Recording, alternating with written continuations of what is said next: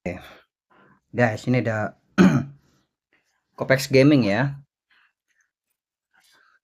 Kebiasaan ATS nggak ngasih solusi alias cop out of fallacy. Oke. Video ini dia ada bawa soal eh soal argumen keberadaan Tuhan dan dia pakai kemustahilan infinite regress.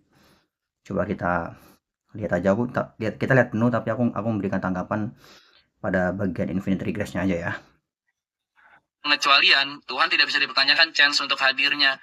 Karena jelas dia lebih kompleks. Semua diciptakan pada dia maha kuat, dia maha segalanya. Jadi kalau chance Tuhan ini nongol, gimana? Gimana pembelaan khusus? Sementara kita tadi udah setuju ada yang namanya necessary existence kan? Buat menciptakan alam semesta yang terlalu kompleks. Oke. Necessary existence. Necessary existence itu dia nggak harus Tuhan loh dalam pengertian teistik. Kita bisa mengandaikan adanya suatu entitas yang impersonal begitu, yang kemudian menjadi necessary existence, yang darinya alam semesta kemudian berasal begitu. Misalnya kita bisa mengandaikan kayak uh, Platonis naturalism punyanya Eric Steinhardt ya. Jadi alam semesta kita ini adalah perluasan dari realitas platonik yang sifatnya impersonal sebagai suatu keniscayaan logis kayak gitu. Jadi alam semesta itu adalah sesuatu yang sifatnya mengalir dari realitas platonik yang sifatnya impersonal dan itu tanpa kehendak bebas gitu. Jadi kayak ya udah alam semesta hanya mengalir gitu aja keluar dari alam semesta kita ya, hanya mengalir keluar gitu aja dari realitas platonik tanpa adanya kehendak bebas di situ. Dan proses mengalir keluarnya alam semesta kita dari realitas platonik itu adalah sesuatu yang sifatnya niscaya ya. Jadi bukan satu yang sifatnya kontingen gini. Jadi keberadaan alam semesta tetaplah sesuatu yang sifatnya dependen, bergantung, tapi dia bergantung pada suatu realitas yang sifatnya itu impersonal, yaitu realitas platonik, dan sifatnya itu selain impersonal juga sifatnya itu necessary gitu, niscaya gitu. Jadi alam semesta mengalir secara niscaya tanpa kehendak bebas dari realitas platonik yang sifatnya necessary. Itu juga hal yang mungkin loh secara logis. Jadi kalau cuma ngomong soal necessary existence, sebenarnya nggak harus Tuhan teistik juga sih. Kita bisa mengandaikan jenis skenario lain ya soal necessary existence. Kompleks kayak gini guys, kita harus ngejelasin sosok itu loh. Powerful apa gitu sosok itu. Buat menciptakan alam semesta ini, pilihan kita kan tiga kan, alam semesta ini terjadi. Karena begitu saja, gak ada apa-apa tiba-tiba, tiba-tiba jadi, it's magic, infinite regression. Lu sniper, lu izin sama atasan, atasan izin lagi, izin lagi, izin lagi, izin lagi, izin terus, akhirnya infinite, dan akhirnya sniper itu gak bisa nembak, karena akhirnya gak bisa start alam semesta ini. Dan cosmological argument, semuanya terjadi by design. Gue ngerti nih sisi Ren nih guys, sisi. Sebenarnya ada pilihan lain sih, yaitu pilihan untuk mengakui bahwa kita nggak tahu bagaimana asal-usul alam semesta ini. Jadi kita tetap bisa mengatakan bahwa kita nggak tahu bagaimana alam semesta ini bisa ada, ya. Dan kita nggak tahu bagaimana permulaan dari alam semesta ini dan kenapa kok bisa ada alam semesta ini. Jadi itu tadi tuh hanya tiga pilihan yang semena-mena gitu ya. Padahal kita bisa memilih pilihan lain di luar tiga pilihan itu. Kita tidak mengatakan alam semesta muncul begitu saja dengan sendirinya. Kita juga menolak infinite regress, ya, dan kita juga menolak adanya pencipta atau perancang bagi atau penyebab pertama personal bagi alam semesta itu. Ya, kita bisa mengakui bahwa ya permasalahan soal asal usul alam semesta adalah sesuatu yang kita nggak tahu aja gitu. Kita bisa memilih pilihan itu juga gitu. Ren, kenapa Tuhan tidak dipertanyakan? Kenapa dia bisa hadir? Itu namanya infinite regression dong. Kalau Tuhan perlu penyebab, berarti namanya dia bukan Tuhan. Yang menyebabkan dia ada ya itulah Tuhan. Lu mau begitu terus sampai infinite, alam semesta ini gak bakal terjadi. Kalau lu mau nanya terus penyebab Tuhan itu apa? Oke, penyebab Tuhan itu apa? Penyebab atasnya lagi apa? Penyebab itu tuh lu tanya terus sampai infinite, nggak bakal terjadi alam semesta ini karena nggak ada awal. Nah, kalau Tuhan ditanyakan jadinya ini nih muter-muter cuy. Tadi dia pakai analogi sniper yang meminta izin pada atasannya gitu ya. Jadi ini kayak analoginya Alfarabi kalau nggak salah. Jadi kayak bayangin ada tentara ya yang hendak berperang dengan musuh, terus tentara itu dibagi jadi beberapa kelompok ya, beberapa kelompok. Ada kelompok A, kelompok B, kelompok C dan seterusnya. Terus kelompok A hanya bisa menyerang kalau kelompok B menyerang lebih dahulu, terus kelompok B hanya bisa menyerang kalau kelompok C menyerang terlebih dahulu dan seterusnya. Dan kalau proses ini terus berlangsung tanpa akhir, maka eh, kelompok tidak ada satupun tentara yang akan menyerang musuh gitu loh. Maka mesti ada satu kelompok yang dia itu menyerang musuh tanpa perlu menunggu kelompok lain menyerang musuh gitu. Ya argumennya kayak gitulah. Nah, saya pikir ini apa ya?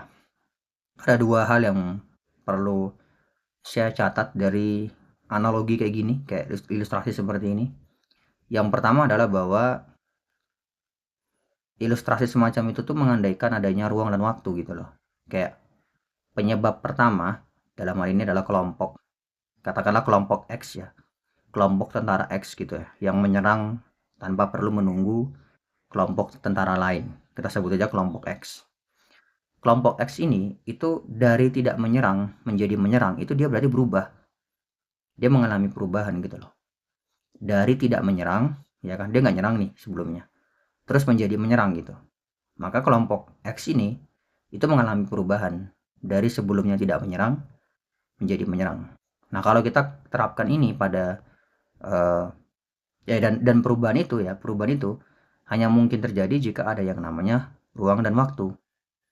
Nggak mungkin akan ada yang namanya perubahan kalau nggak ada yang namanya ruang dan waktu. Nah, kemudian kalau kita terapkan ini pada konsep alam semesta, ya, maka sebab pertama bagi alam semesta itu, ya, dia haruslah mengalami perubahan dari sebelumnya tidak menyebabkan alam semesta menjadi menyebabkan alam semesta. Itu artinya ada perubahan.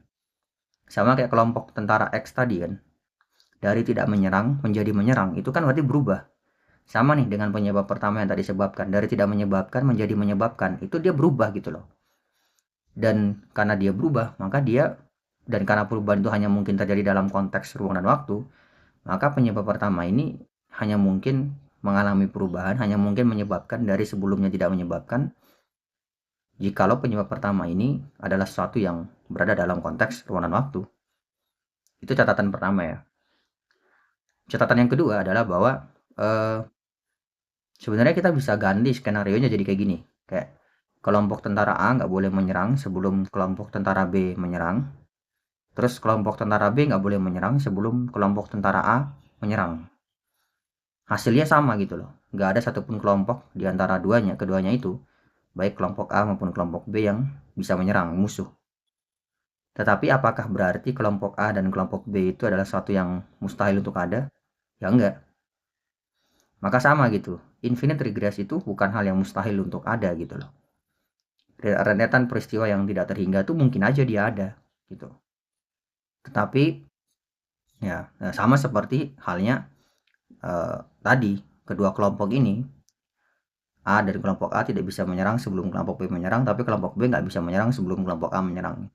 Itu juga sama-sama input outputnya itu adalah tidak ada kelompok yang menyerang. Tapi bukan berarti kedua kelompok ini nggak mungkin ada gitu loh. Nah, infinite regress juga sama gitu loh. Hanya karena infinite regress itu menghasilkan sesuatu yang dimana nggak ada kelompok tentara yang mungkin menyerang musuh, maka ya bukan berarti infinite regress atau jumlah kelompok tentara yang tak terbatas itu adalah sesuatu yang mustahil gitu loh. Itu sesuatu yang mungkin aja gitu. Dan kita tahu dalam matematika, saya bukan pakar matematika, jadi nanti bisa ditanyakan kepada pakar matematika langsung. Kita tahu ada tokoh-tokoh seperti Kantor misalnya, yang dia itu bekerja gitu loh dengan eh, hal-hal yang sifatnya itu tidak terhingga gitu. Jadi secara apa ya? Secara matematis ya, infinity ketak terhinggaan itu adalah hal yang mungkin. Makanya kita punya Hilbert Hotel misalnya, dan kita punya kantor misalnya yang bekerja di keterhinggaan itu ya. Makanya bahkan proponen dari argumen kalam seperti William Lane Craig misalnya, dia itu bahkan sampai mengatakan bahwa ya sebenarnya secara matematis ketidakterhinggaan itu bukanlah hal yang mustahil gitu loh. Jadi dia tidak mengatakan ketidakterhinggaan itu mustahil secara logis atau secara matematis, tapi dia mengatakan ketidakterhinggaan itu satu yang mustahil secara metafisik gitu loh. Dan alasannya dia itu adalah karena itu akan menimbulkan absurditas gitu. Tetapi absurditas itu tidak kemudian membuat infinity itu menjadi satu yang eh, satu yang mustahil. Banyak di alam semesta kita ini yang absurd ya atau aneh ya. Misalnya kayak dalam realita kuantum ya, dalam mekanika kuantum itu partikel itu bisa berada dalam dua posisi yang berbeda dalam satu waktu yang bersamaan. Itu absurd, itu aneh. Kok bisa gitu loh. Tetapi ya faktanya adalah eh, itu terjadi gitu loh. Jadi tidak ada alasan untuk berpikir bahwa realitas itu harus mengikuti intuisi kita gitu. Hanya karena kita menganggap sesuatu itu aneh atau absurd. Jadi kayak bahkan seorang William Lane Craig itu mengakui gitu loh bahwa secara matematis ketidakterhinggaan itu adalah hal yang mungkin. Dia hanya mengatakan itu tidak mungkin secara metafisik. Metaphysically impossible. Muter-muter anjing ngobrol sama Ziren, jadinya infinite regression kalau Tuhan ada penyebabnya dong. Makanya gue lebih suka untuk bilang kalau kita belum tahu penyebabnya. Tahu penyebabnya.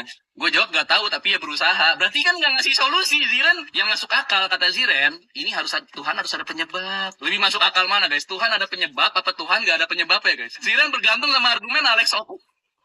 Justru ini udah masuk akal banget nih. Tuhan gak ada penyebab. Ziren maksain. Enggak, Pek. Harus ada penyebab. Jadi gak masuk akal lagi dong.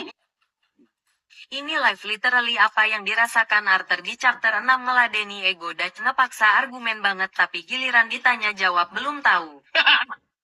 Ya emang kita ateis nggak naif. Kita nggak mengklaim kita punya pengetahuan atas semua hal. Dan sebenarnya justru melibatkan Tuhan untuk menjawab soal asal-usul alam semesta tuh tidak menyelesaikan permasalahan sama sekali kayak gitu. Kayak kalau memang Tuhan adalah penyebab bagi alam semesta, pertanyaannya adalah bagaimana caranya Tuhan menciptakan alam semesta?